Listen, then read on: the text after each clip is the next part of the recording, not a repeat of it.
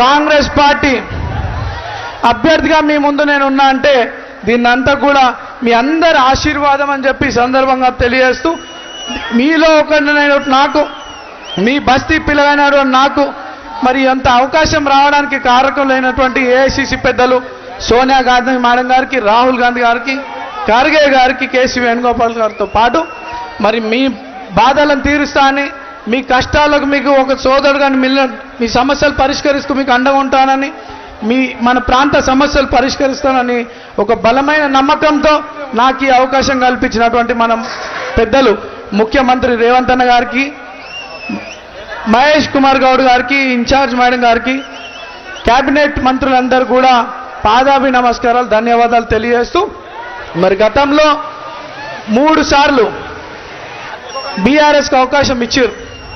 మన ప్రాంతం ఏమన్నా అభివృద్ధి జరిగిందా? అభివృద్ధి జరిగిందా? మన ప్రాంతం అంతా కూడా అభివృద్ధి దేవుడెరుగు కానీ అన్యాయానికి గురైంది. ఏ రోజు కూడా మీరందరూ అవకాశం ఇచ్చారు కానీ గల్లీలలో ఒక ఎమ్మెల్యే రాలే, ఒక మంత్రి రాలే, మన సమస్యలు పట్టించుకోలే. సమస్యల మీద ఎవరైనా పోతే వాళ్ళ ముఖాన పేపర్లు కొట్టి గౌరవం కూడా ఇచ్చేటోళ్ళు కాదు. ఈరోజు ఒక చీఫ్ మినిస్టర్గా మన మధ్యలోకి రాలే అన్న, ఒక కామన్ మ్యాన్గా మన మధ్యలోకి వచ్చి మన బస్తీలల్లా గల్లీలల్లా ఒక కామన్ మ్యాన్ లెక్క 4-5 రోజుల నుండి మరి రేవంత్ అన్న తిరుగుతున్నాడు అంటే అర్థం చేసుకోవాలి. మన బస్తీ సమస్యలు పరిష్కరించడానికే, మన జూబ్లీస్ కాన్స్టిట్యున్సీ ప్రజల సమస్యలు పరిష్కరించడానికే 3 మంత్రులను ఇక్కడ అపాయింట్ చేసి కోట్లాది రూపాయలతో ఇక్కడ అభివృద్ధి కార్యక్రమాలు చేపట్టినారు. పొన్నమన్న గారు, తుమ్మల నాగేశ్వరరావు గారు, వివేకన్న గారు మన గల్లీలలో బస్తీలలో తిరుగుకుంటా ఈ ప్రాంత సమస్యలను లిస్ట్ అవుట్ చేసుకొని కోట్లాది రూపాయలతో అభివృద్ధి కార్యక్రమాలు చేసినారు.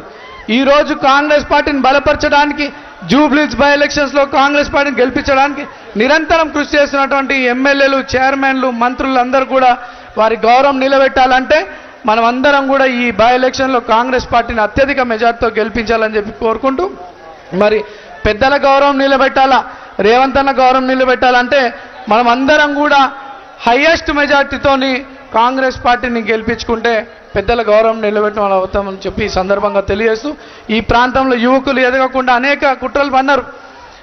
నాకు అవకాశాలు రాకుండా చేయడం కాక అనేక తప్పుడు కేసులు పెట్టిరు. నాదే కాదు, నా కుటుంబం మీద, నా ఫాలోవర్స్ మీద, కాంగ్రెస్ పార్టీ కార్యకర్తల మీద అనేక రకాల ఇబ్బందులకు గురి చేసినటువంటి విషయం మీ అందరికి తెలుసు. ఈరోజు సమయం వచ్చింది, సరైన నిర్ణయం తీసుకోండి. సింపతి సెంటిమెంట్ల గురించి ఎలక్షన్ రాదు, మన భవిష్యత్తు గురించి వస్తుంది. మన పిల్లల భవిష్యత్తు, మన ప్రాంత అభివృద్ధికి వచ్చినటువంటి ఎలక్షన్ ఇది. ఈరోజు రేవంత్ అన్న ప్రజాపాలన ప్రతి ఒక్కరికి నమ్మకం ఉంది.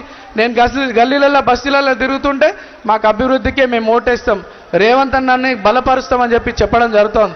ఇదంతా కూడా ఈరోజు వచ్చినట్టు యువ సోదరులందరూ కూడా మనం కాంగ్రెస్ పార్టీని ఇక్కడ అత్యధిక మెజార్టీతో గెలిపించుకుంటామా? ఇది నా ఎలక్షన్ అనుకోవట్లే, ఇది మీ ఎలక్షన్, మీ తమ్ముడు ఎలక్షన్, మీ బస్తీ వాసుడైనటువంటి మీ కొడుకు ఎలక్షన్. ఇది మనం అందరం కూడా మంచి మెజార్టీతో గెలిపించి అన్నకి గౌరవం నిలబెట్టాలని చెప్పి కోరుకుంటూ, ఈ ప్రాంతంలో అనేక సినిమా కార్మికులు కానీ, బస్తీ వాసులు కానీ ఎప్పటి నుండో మేము అండగా ఉంటాం. అదే రకంగా భవిష్యత్తులో కూడా మీకు అందరికీ సపోర్ట్గా ఉంటూ ఇక్కడ ఉన్నటువంటి సమస్యలు పరిష్కరిస్తూ మంచి పేరు సంపాదించుకొని అన్న గౌరవం నిలబెడతానని చెప్పి ఈ సందర్భంగా తెలియజేస్తూ,